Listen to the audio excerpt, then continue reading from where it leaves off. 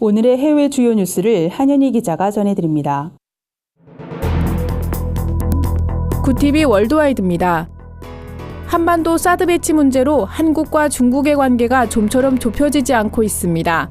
한중 수교 25주년을 맞아 24일 열리는 기념행사를 통해 냉전 상태인 양국이 손을 맞잡을 수 있을지 관심이 쏠렸지만 중국이 따로 개최하겠다는 입장이 강해 무산될 것으로 보입니다. 중국은 5년 단위 행사를 중시하는 경향이 있어 지난 20주년 기념행사에 당시 부주석이던 시진핑 주석과 양재츠 외교부장 등 최고위급 인사가 대거 참석했습니다. 때문에 이번 기념행사에 중국 측이 참석하지 않는다면 반쪽짜리 행사로 전락할 수밖에 없습니다.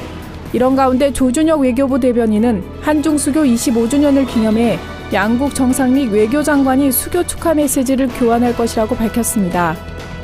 얼마 전 미국 버지니아주 샬럿츠빌에서 백인 우월주의자의 차량에 의해 사망한 여성 헤더 헤이어 사건에 대해 미국 대형교회 목사가 입장을 냈습니다. 리디머 장로교회 팀 켈러 목사는 미국 개혁교회 연합체인 더 가스펠 코얼리션 홈페이지 칼럼을 통해 백인 우월주의는 파시스트 운동과 같다며 맹비난했습니다.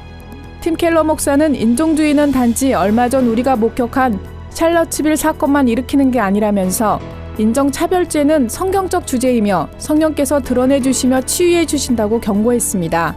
이어 팀 켈러 목사는 기독교인들이 대담해진 백인 민족주의 운동을 경계하고 비판할 수 있어야 한다고 말했습니다.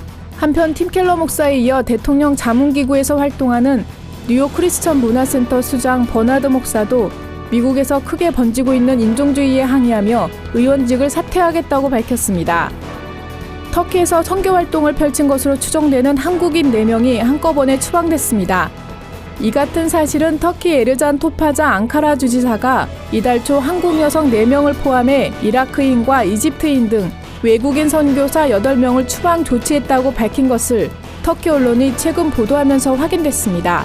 앙카라 주지사는 추방자들이 UN 프로그램 종사자나 관광객으로 가장해 시리아 난민들에게 금품을 지원하고 포교 활동을 했다고 밝혔습니다.